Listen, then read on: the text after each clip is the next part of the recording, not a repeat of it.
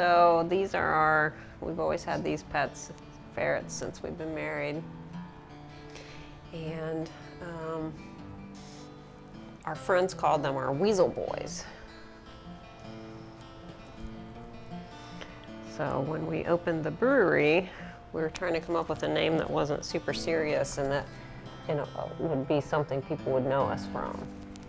And Weasel Boy just seemed to be it.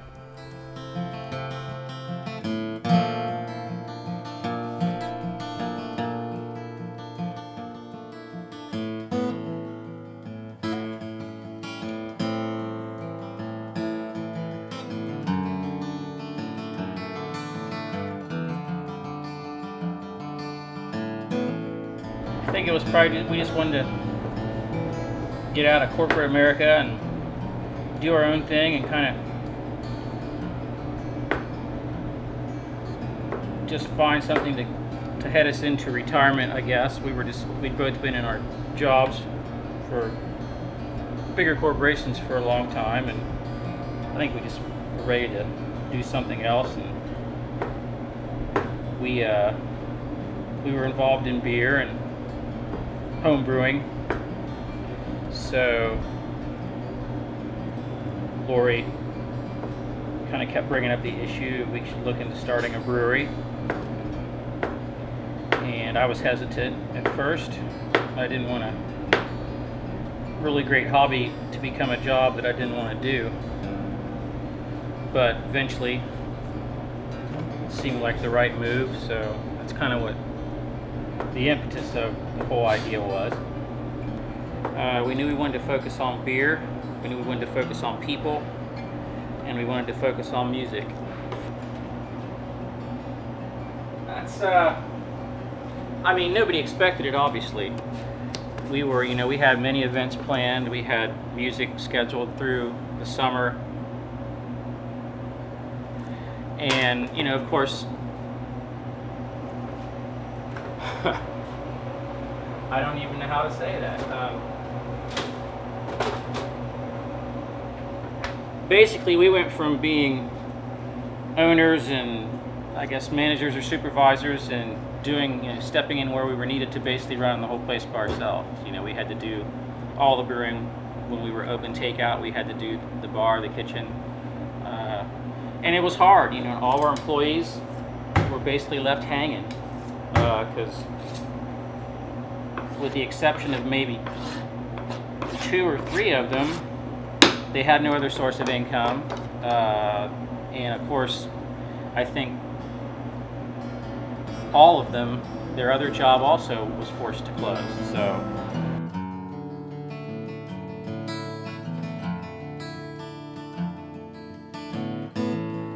People are coming in. We're encouraged because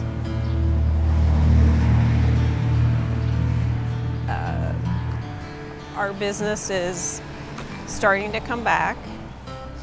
I will say it's still a little scary because I was delivering beer the last 2 days, and people I talk to are telling me that some places are open and some places are not. So it's still a little frightening. We're still trying to figure out who actually will not reopen. As far as our customers, though, for the most part, people seem to be willing to come out. I think there's always going to be people who are not going to come out, who are still going to be a little scared, and who, worry about cleanliness. We are doing as much as we can to allay those fears. There's a whole new sanitizing process that we have on top of all the other things that we've always done. Every business owner seems to have a different story, but they all have the same concerns. A lot of people are still like us. They are not back to their full hours that they were open prior to the shutdown. And most people are not back to full staff at this point either, which is a little bit concerning because the economy has taken such a hit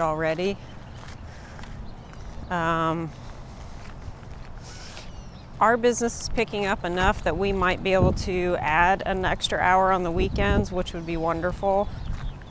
Our live music program still is not back, and I'm not sure when that's going to come back. Jay and I have talked about that a lot. It's something that we love to offer our customers, and I've had a lot of people asking about that, but it's just a case of right now I don't have any budget for live music.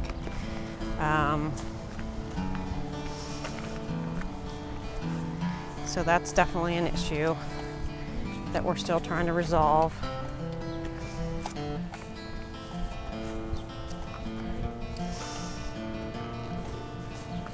Are you making money? We are making enough money to pay a limited payroll. Jay and I are still having to work a little bit behind the bar and in the kitchen to supplement hours. And we're paying bills. So I guess we're at a stable point, which is good.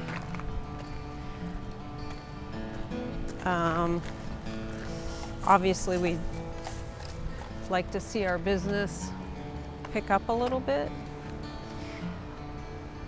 Would definitely help us return to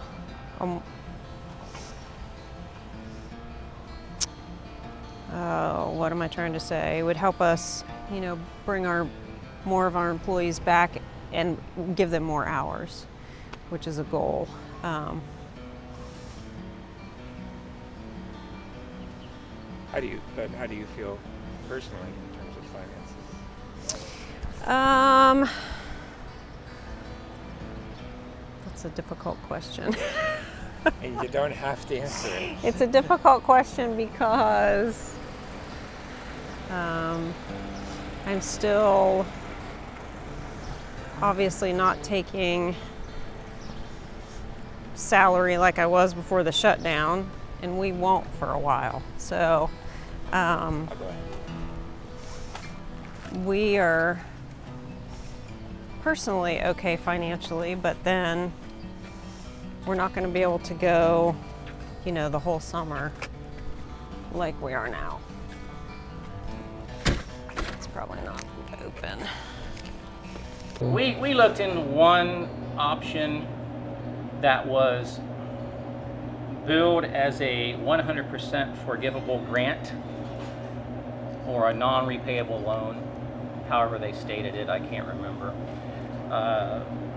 We applied for that, but as far as all the low interest payroll protection plan loans that were all out there and had a low interest and some of them had a possibility of being forgiven if you met specific plateaus of employment or hours or whatever for your staff, and it had to be used for specific purposes.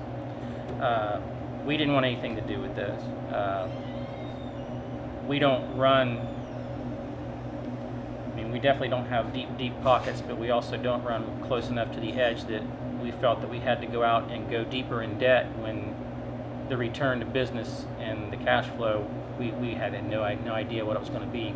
Because when we had to apply for these things, we had one plan saying that we had to be back up and fully staffed by the end of June to meet one of the forgiving provisions of the loan.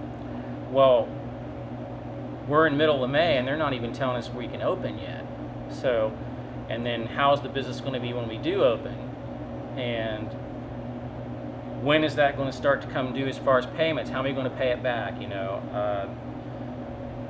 Are they going to just take it back away from us? Auto withdrawals or whatever? Because there was just too much iffiness there and too much information that we didn't have and too much uncertainty. And with no money coming in, we could not see, I want to stress that, Lori and I both could not see going tens of thousands of dollars in debt with no inkling of what was going to happen when or how fast or the level at which the business would come back. So we opted out of that.